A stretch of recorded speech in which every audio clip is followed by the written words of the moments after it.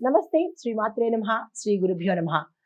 June నెల 19, 20, 2025 గురువారం నాటి పంచాంగం ప్రకారము శ్రీ విశ్వావసు నామ సంవత్సరం ఉత్తరాయణం గ్రీష్మ ఋతువు జ్యేష్ఠ మాసం కృష్ణపక్షం.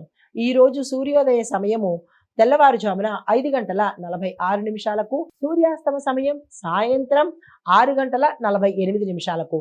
ఈ రోజు తిథి అష్టమి ఉదయం 11:52 వరకు. తరువాత నవమి తిథి ప్రవేశము.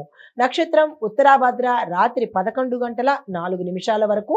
తరువాత రేవతి నక్షత్ర ప్రవేశము. వర్జ్యం ఉదయం 9:32 నుంచి 11:04 వరకు. దుర్ముహూర్త సమయము ఉదయం 10:07 నుంచి ఉదయం 10:59 వరకు.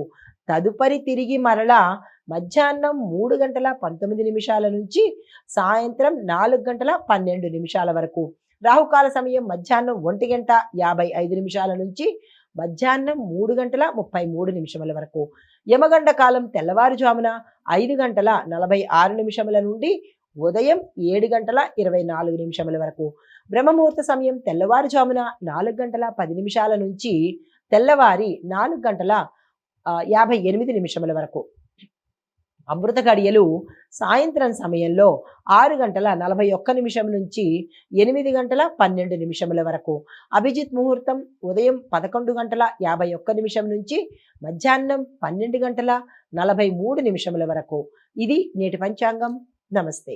నమస్తే శ్రీ మాత్రే నమః శ్రీ గురుభ్యో నమః.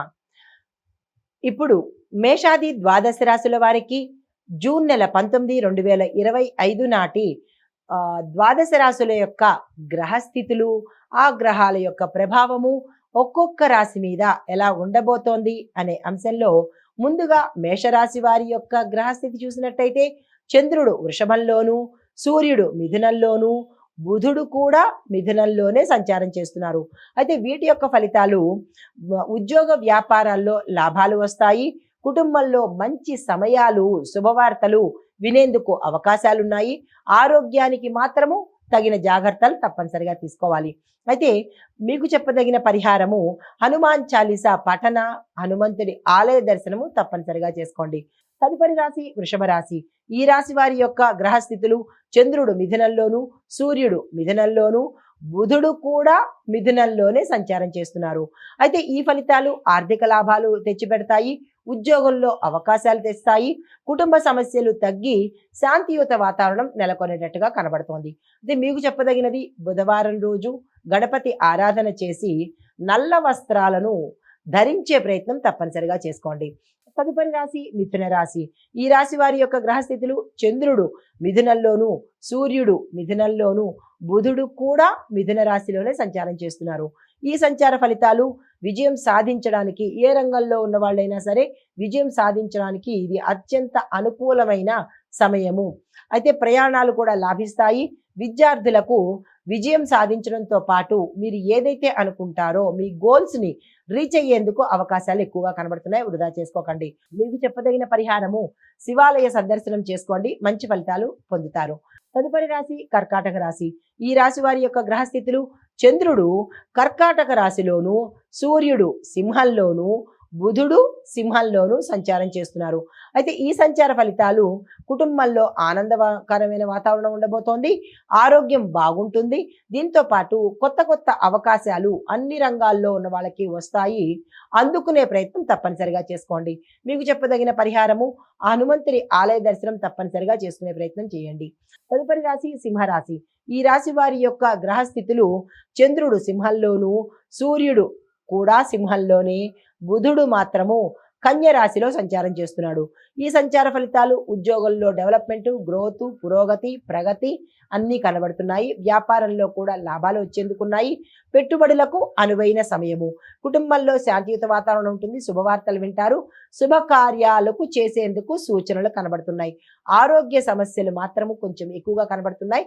జాగ్రత్తలు తీసుకోండి. అయితే మీకు చెప్పదగిన పరిహారము సూర్యారాధన తప్పనిసరిగా చేసుకోండి. సూర్యారాధన చేసేటప్పుడు మాంసాహారము, మద్యము నిషేధించండి. తదుపరి రాశి కన్యా రాశి. ఈ రాశి వారి యొక్క గ్రహస్థితులు చంద్రుడు కన్యలోను, సూర్యుడు కన్యలోను, బుధుడు కూడా కన్యా రాశిలోనే సంచారం చేస్తున్నాడు. అయితే ఫలితాలు చదువులో విజయాలు సాధిస్తారు, ఆర్థిక లాభాలు ఉంటున్నాయి, కుటుంబంలో సానుకూలమైన పరిణామాలు గోచరిస్తున్నాయి. దీనికి తగిన పరిహారము గురు సంబంధిత ఆలయ దర్శనం చేసుకోండి. తదుపరి రాశి తులారాశి. ఈ రాశి వారికి గ్రహస్థితులు చంద్రుడు తులారాశిలోను, సూర్యుడు కూడా తులారాశిలో, బుధుడు కూడా తులారాశిలోనే సంచారం చేస్తున్నారు.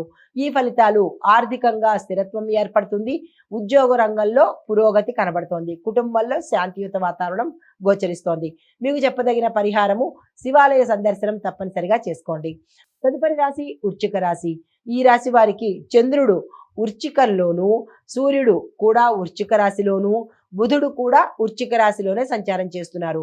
అయితే ఈ ఫలితాలు ఆరోగ్య సమస్యలు కొంతమందికి తీరిపోయినట్టు, కొంతమందికి ఆరోగ్య సమస్యలు ఉధృతమయ్యేటట్టుగా గోచరిస్తోంది. జాగ్రత్తలు తీసుకోండి. కుటుంబంలో సంతోషకరమైన వాతావరణం ఉండబోతోంది, ఉద్యోగంలో పురోగతి గోచరిస్తోంది. మీకు చెప్పదగిన పరిహారము హనుమంతుని ఆలయ దర్శనం తప్పనిసరిగా ఈ రోజు చేసుకోండి. తదుపరి రాశి ధనస్సు రాశి. ఈ రాశి వారి యొక్క గ్రహస్థితులు చంద్రుడు ధనస్సులోను, సూర్యుడు ధనస్సులోను, బుధుడు కూడా ధనస్సులోనే సంచారం చేస్తున్నారు. ఈ ఫలితాలు ప్రయాణాలు, ఆర్థిక లాభాలు, కొత్త అవకాశాలు వచ్చేందుకు దోహదపడుతున్నాయి. మీకు చెప్పదగిన పరిహారము శివాలయంలో శివాలయంలో ఉండే నవగ్రహ ఆలయంలో శివుడికి నవగ్రహాలకి కూడా పూజ చేసుకున్నట్టయితే గ్రహ సంబంధిత దోషాలు తొలగిపోతాయి. తదుపరి రాశి మకర రాశి. చంద్రుడు మకర రాశిలోను, సూర్యుడు కూడా మకరంలోను, బుధుడు కూడా మకర రాశిలోనే సంచారం చేస్తున్నారు. అయితే ఫలితాలు ఉద్యోగంలో శ్రేయస్సు కనబడుతుంది, కుటుంబంలో ఆనందకరమైన వాతావరణం గోచరిస్తున్నది. మీకు చెప్పదగిన పరిహారము ఈరోజు గణపతి పూజ తప్పనిసరిగా చేయించుకోండి, లేదా మీ గృహంలో చేసుకునే ప్రయత్నం చేసుకోండి. తదుపరి రాశి కుంభరాశి. గ్రహస్థితులు చంద్రుడు కుంభంలోను, సూర్యుడు కుంభంలోను, బుధుడు కూడా కుంభరాశిలోనే సంచారం చేస్తున్నారు. అయితే ఫలితాలు ఉద్యోగంలోను, వ్యాపారంలోను పురోగతి గోచరిస్తోంది, స్నేహితుల సహాయ సహకారాలు విశేషంగా లభిస్తాయి. మీకు చెప్పదగిన పరిహారము గణపతి పూజ ఆలయంలో కానీ మీ గృహంలో కానీ చేసుకున్నట్టయితే సానుకూలమైన ఫలితాలు పొందుతారు. తదుపరి రాశి మీనరాశి. ఈ రాశి వారి యొక్క గ్రహస్థితులు చంద్రుడు, సూర్యుడు, బుధుడు మీనరాశిలో సంచారం చేస్తున్నారు. ఆర్థిక లాభాలు కనబడుతున్నాయి, ఆరోగ్యం కూడా మెరుగుపడే అవకాశం కనబడుతోంది, కుటుంబం సంతోషంగాను శుభకార్యాలు చేసేందుకు సూచనలు కనబడుతున్నాయి.